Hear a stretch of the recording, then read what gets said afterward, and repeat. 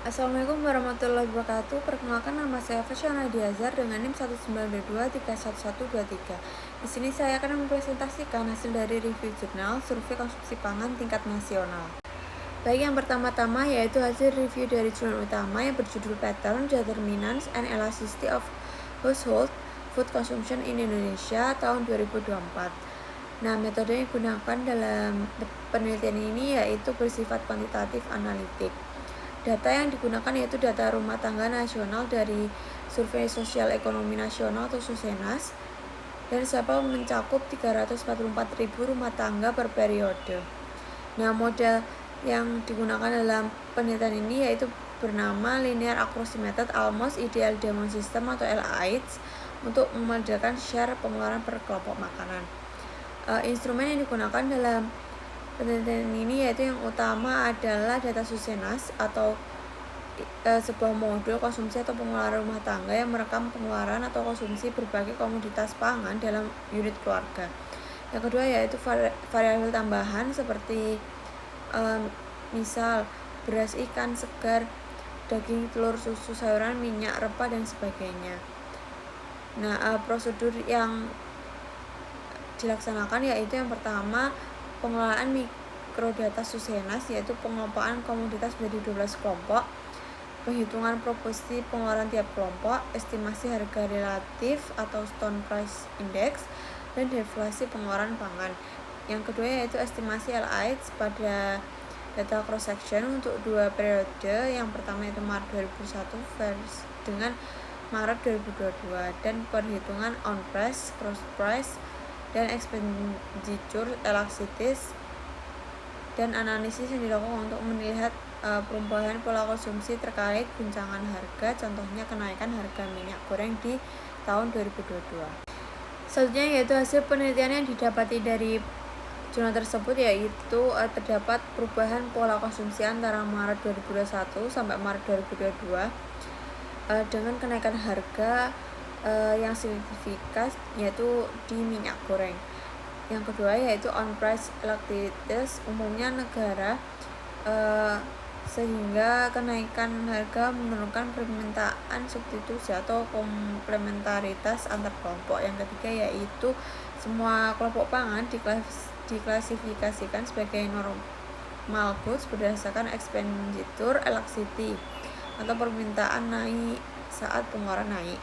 Nah, kelebihan dari jurnal ini yaitu yang pertama menggunakan data nasional atau BPS SUSENAS dengan sampel yang sangat besar, yaitu bisa representatif tingkat nasional. Yang kedua yaitu model LAIDS atau SUR adalah pendekatan yang kuat untuk mengestimasi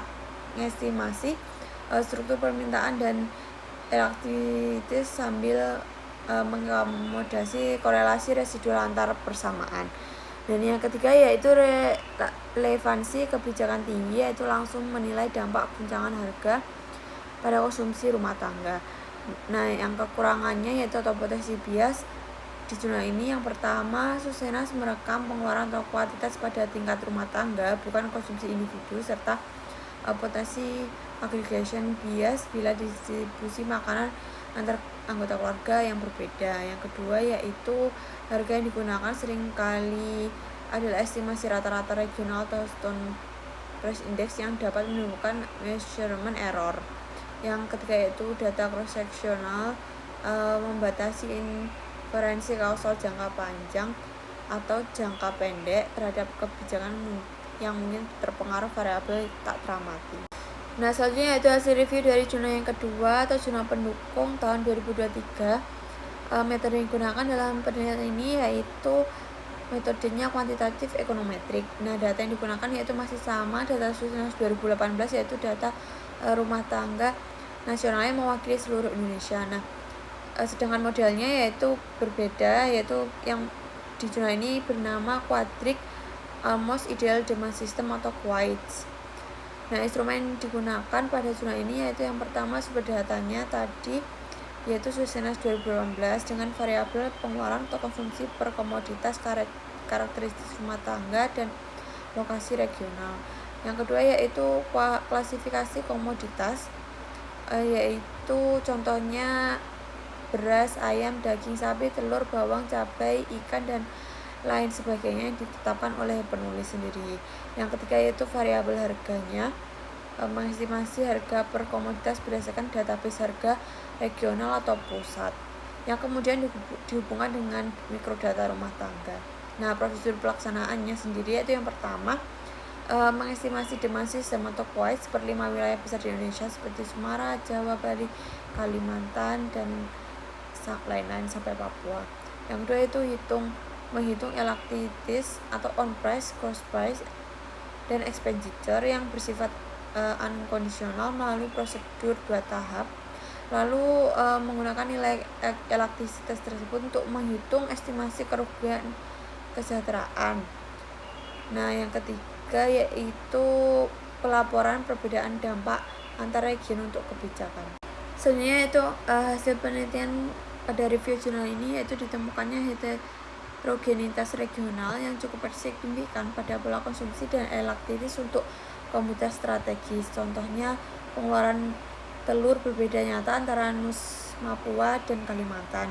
Yang kedua yaitu semua komoditas strategis umumnya inelastis terhadap harga dan pengeluaran dan menjadi kebutuhan, tetapi ada variasi dan relevan antar region. Yang ketiga yaitu simulasi kenaikan harga menunjukkan dampak welfare loss berbeda antar region. Mengabaikan heterogenitas regional dapat menyebabkan estimasi dampak keliru untuk kebijakan nasional. Nah, kelebihannya dalam jurnal ini yaitu yang pertama, memanfaatkan model QUITE yang lebih fleksibel untuk menangkap non-linearitas permintaan, lebih realistis untuk variasi pengeluaran. Nah, yang kedua yaitu menekan heterogenitas regional yang sangat berguna untuk kebijakan terarah. Yang ketiga yaitu menghubungkan estimasi permintaan dengan analisis kesejahteraan. Nah, kekurangannya atau potensi bias yaitu yang pertama sama seperti studi berbasis Susenas lain, yaitu pengukurannya konsumsi pada tingkat rumah tangga bukan individu dan dapat menyamarkan distribusi gizi di dalam rumah tangga tersebut. Nah, yang kedua itu harga yang dipakai mungkin berasal dari sumber indeks harga yang bukan harga transaksi rumah tangga yang nyata. Nah, yang ketiga yaitu studi menggunakan Susenas ini kesimpulannya mengenai kondisi pasca pandemi atau guncangan harga 2001-2002 kurang langsung relevan kecuali diasumsikan struktur preferensi stabil. Selanjutnya yaitu validitas dan reproduksibilitas. Yang pertama, pada zona pertama, penilaian ini memiliki validitas internal yang kuat karena menggunakan model AI yang sesuai untuk analisis permintaan pangan serta memanfaatkan data Susenas yang terstandar secara nasional. Nah, meski pemakaian indeks harga berpotensi menimbulkan measurement error, struktur model dan kualitas data BPS tetap memberikan dasar analisis yang solid. Nah, untuk reproduksibilitasnya itu studi ini mudah direplikasi karena menggunakan mikrodata Susenas yang dapat diakses secara resmi serta metode ekonometrik yang umum digunakan. Nah, pada zona pendukung atau zona kedua yaitu validitasnya yaitu kuat karena model QUITE mampu menangkap non-linearitas dalam perilaku konsumsi dan sesuai untuk analisis komoditas pangan strategis. Nah, penggunaan Susenas juga memperkuat validitas eksternal pada tingkat nasional serta memberikan gambaran heterogenitas regional yang realistik. Nah, yang reproduksibilitasnya pada zona kedua ini yaitu penelitian ini dapat direplikasi dengan baik selama mikrodata Susenas 2018 dan struktur data yang tersedia. Metode QUITE juga memiliki prosedur yang estimasi yang terstandar sehingga penelitian dapat menghasilkan temuan yang konsisten. Sekian presentasi dari saya, mohon maaf atas salah dan kata dan terima kasih.